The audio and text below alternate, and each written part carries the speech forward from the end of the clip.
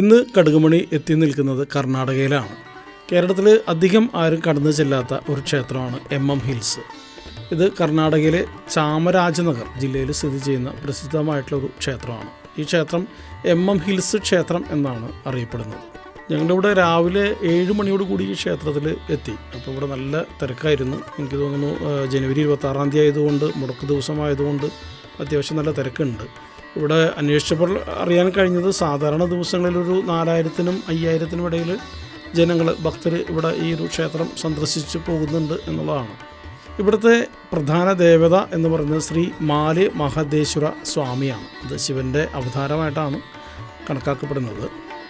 ഇവിടുത്തെ സ്വാമിയുടെ ഒരു ചരിത്രം പറയുകയാണെങ്കിൽ മാലെ മഹദേശ്വര സ്വാമി ഒരു ശിവഭക്തനും യോഗിയുമായിരുന്നു എന്നാണ് വിശ്വാസം.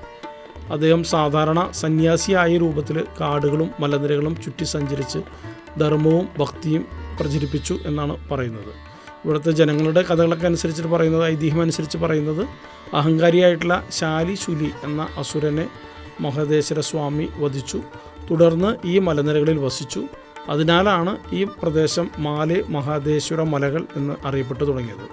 മഹദേശ്വര സ്വാമിയെക്കുറിച്ച് ജനങ്ങൾ പറയുന്നത് ജനങ്ങളുടെ രക്ഷകനായ ദൈവം എന്നാണ് ഭക്തരുടെയൊക്കെ ഒരു വിശ്വാസം. ഈ ക്ഷേത്രം 7 മലകൾ കൂടിയതാണ്. വളരെ ടോപ്പിലാണ്. ഇത് ഏകദേശം 3000 അടി, സമുദ്രനിരപ്പിൽ നിന്ന് 3000 അടി ഉയരത്തിലാണ് ഈ ക്ഷേത്രം സ്ഥിതി ചെയ്യുന്നത്. ഇതിൻ്റെ ഒരു വിസ്തീർണം എന്ന് പറയുന്നത് 155 ഏക്കറാണ്. അപ്പോൾ അതുകൊണ്ട് കുറേ നടന്ന് കാണാനായിട്ടുണ്ട്. വളരെ നീറ്റായിട്ടുള്ളൊരു സ്ഥലമാണ്. കുന്നും മലകളും ഒക്കെ ആയിട്ട് ശരിക്കും ഒരു പിൽഗ്രിമേജ് സെൻറ്ററിനോടൊപ്പം തന്നെ ഒരു ടൂറിസ്റ്റ് പ്ലേസും കൂടിയാണിത്. അങ്ങനെയും കുറേ ആൾക്കാർ ഇവിടെ വന്ന് സന്ദർശിച്ച് പോകുന്നുണ്ട്.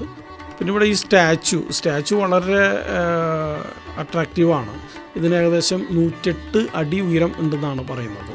അത് വലിയൊരു മലയുടെ മുകളിലായതുകൊണ്ട് ഈ 155 ഏക്കറിൻ്റെ ഈ ക്ഷേത്രത്തിൻ്റെ ഏത് വശത്തു നിന്നാലും നല്ലൊരു വ്യൂ പോയിൻ്റാണ്.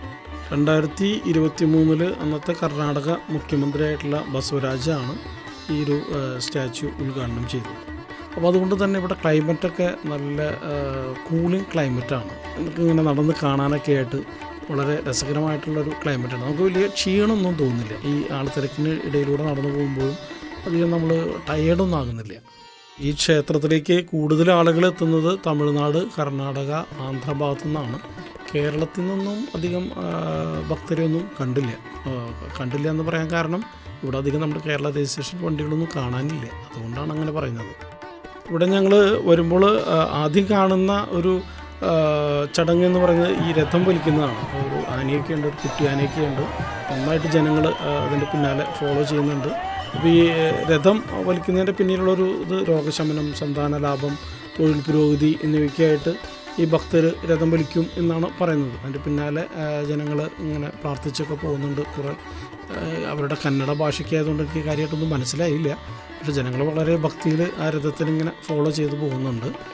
പിന്നെ അതോടൊപ്പം തന്നെ ഇവിടെ മറ്റൊരു കാഴ്ച കണ്ടത്, ഇവിടെ ഇങ്ങനെ കുറേ പേര് അവരുടെ എന്താ പറയുക, ഒരു നേർച്ച പോലെ ഇങ്ങനെ ശയനപ്രദക്ഷിണം നടത്തുന്നുണ്ട്. അത് കുട്ടികളും വലിയവരും എല്ലാ ഏജ് ഗ്രൂപ്പിലുള്ള ആൾക്കാരും ഈ അമ്പലത്തിനെ ചുറ്റി ശയനപ്രദർശനം നടത്തുന്നൊരു കാഴ്ചയൊക്കെ കണ്ടു. പിന്നെ മറ്റൊരു നേർച്ച കണ്ടത് അവിടെ തിരികൾ തെളിക്കുന്ന ഒരു കാഴ്ചയാണ്. ഒരു കുറ്റിയിൽ എണ്ണയൊക്കെ തേച്ച് അവരിങ്ങനെ പല സ്പോട്ടുകളുണ്ട്. എനിക്ക് തോന്നുന്നു 3-4 സ്പോട്ടുകളുണ്ട്. അവിടെയൊക്കെ അവർ വന്ന് പ്രാർത്ഥിച്ച് തിരിയൊക്കെ തെളിക്കുന്നത് കണ്ടു. പിന്നെ തലമുണ്ടനം ചെയ്യുന്ന, പല ക്ഷേത്രങ്ങളിലുള്ളതുപോലെ തലമുണ്ടനം ചെയ്യുന്ന ഒരു ഏരിയ ഉണ്ട്. കുറേ പേര് അങ്ങനെ തലമുണ്ടനൊക്കെ ചെയ്ത് ഭസ്മൊക്കെ തേച്ച് അങ്ങനെ പല ആചാരങ്ങൾ അവിടെ എന്നെ കാണാനായിട്ട് സാധിച്ചു. ഇവിടുത്തെ ഒരു സീസൺ എന്ന് പറയുന്നത് മഹാശിവരാത്രി, അമാവാസി, പൗർണമി ദിവസങ്ങളിലാണ്. ആ ദിവസങ്ങളിലൊക്കെ നല്ല തിരക്കുണ്ടാവും. പിന്നെ താമസം പല ലോഡ്ജുകളൊക്കെ ഉണ്ട്. ലോഡ്ജ് മീൻസ് അവിടെ ഗസ്റ്റ് ഹൗസുകളൊക്കെ ഉണ്ട്. അത്യാവശ്യം നല്ല നീറ്റാണ്. അപ്പോൾ ഞങ്ങൾ താമസിച്ച സ്ഥലങ്ങളിലൊക്കെ അവിടുത്തെ ഒരു ഈ ക്ഷേത്രത്തിലെ തന്നെ ഗസ്റ്റ് ഹൗസ് ആയിരുന്നു. അതിന് ഏകദേശം ഒരു 850 രൂപയ്ക്ക് ആയുള്ളൂ. പിന്നെ 1000-ൻ്റെ ഉണ്ട്, 1500-ൻ്റെ ഉണ്ട്. ഇനിയിപ്പോൾ അത് കൂടാതെ ഇനിയിപ്പോൾ റൂമുകളൊന്നും എടുക്കാനായിട്ടുള്ളൊരു സാമ്പത്തിക സ്ഥിതി ഇല്ലാത്തവർക്ക് ഒരു ഹാളുണ്ട്. അവിടെ നമുക്കൊരു പടുതിയൊക്കെ വിരിച്ച് അവിടെ കിടക്കാം. അങ്ങനെ അവിടെയും കുറേ ആൾക്കാരൊക്കെ ഞങ്ങൾ കണ്ടു. ഏകദേശം എനിക്ക് തോന്നുന്നു ഒരു 100-300 പേർക്കൊക്കെ അക്കോമഡേറ്റ് ചെയ്യാൻ പറ്റാവുന്ന ഒരു വലിയൊരു ഹാളാണ്. അപ്പോൾ അങ്ങനെയും അവിടെയുണ്ട്. പിന്നെ അവിടുത്തെ ഒരു കാഴ്ച, പിന്നെ അത്യാവശ്യം സാധനങ്ങളൊക്കെ വാങ്ങണമെങ്കിൽ ചെറിയ കച്ചവട സ്ഥാപനങ്ങളൊക്കെ ഉണ്ട്. അതിൽ എല്ലാ സാധനങ്ങളും ഉണ്ട്, പാത്രങ്ങളും സ്വീറ്റ്സും പിന്നെ ഫ്രൂട്ട്സുകൾ, പിന്നെ ഡ്രസ്സുകൾ, അങ്ങനെ അത്യാവശ്യം വേണ്ട ഒരു ചെറിയൊരു മാർക്കറ്റ് പോലെയാണ്. അങ്ങനെ നീളത്തിലിങ്ങനെ കിടക്കുന്നുണ്ട്.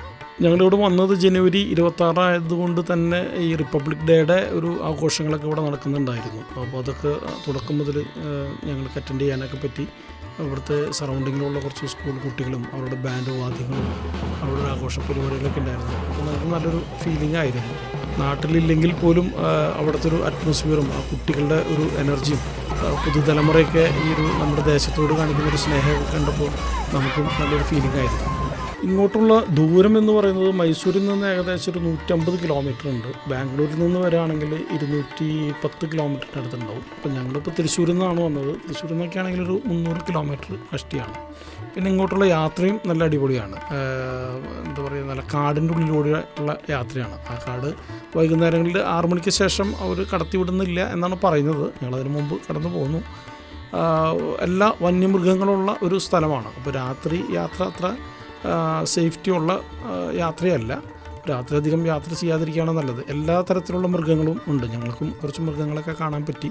ഇപ്പോൾ ഇവിടുത്തെ ആൾക്കാരെ കൂടെ ഒക്കെ ചോദിച്ചപ്പോൾ പറയുന്നത് വീരപ്പനൊക്കെ ഏറ്റവും ഇഷ്ടപ്പെട്ട, വീരപ്പൻ്റെ കാട് തൊട്ടടുത്താണ്. അപ്പോൾ വീരപ്പനൊക്കെ ഏറ്റവും ഇഷ്ടപ്പെട്ട ഒരു ക്ഷേത്രമായിരുന്നു ഇത്. ഇടയ്ക്കിടയ്ക്ക് അദ്ദേഹം വന്ന് പ്രാർത്ഥിക്കാറുള്ള ഒരു ക്ഷേത്രമായിരുന്നു എന്നൊക്കെയാണ് പറയുന്നത് MM ഹിൽസ്. എന്തായാലും ഞങ്ങൾക്ക് തൃശ്ശൂരിൽ നിന്ന് 300 കിലോമീറ്ററാണ്. ആ ഒരു യാത്ര വളരെ രസകരമാണ്. കാട്ടിലൂടെയുള്ള യാത്രയും സിറ്റിയിലൂടെയുള്ള യാത്രയും. പിന്നെ ഇതിൻ്റെ മുകളിൽ ചെന്നിട്ടാണെങ്കിലും MM ഹിൽസിൽ ചെന്നിട്ടാണെങ്കിലും ക്ലൈമറ്റൊക്കെ അടിപൊളിയാണ്. അപ്പോൾ ശരിക്കൊരു ടൂറിസമായിട്ടും അല്ലെങ്കിൽ ഒരു പിൽഗ്രിമേജായിട്ടും നമുക്ക് ഒക്കെ വന്നു പോകാവുന്ന ഒരിക്കലെങ്കിലും സന്ദർശിക്കേണ്ട ഒരു ക്ഷേത്രമാണ് MM ഹിൽസ്. പ്രിയരെ, കടുകുമണിയുടെ വീഡിയോകൾ ഇഷ്ടമായാൽ കൂടെ ഉണ്ടാവുന്നു.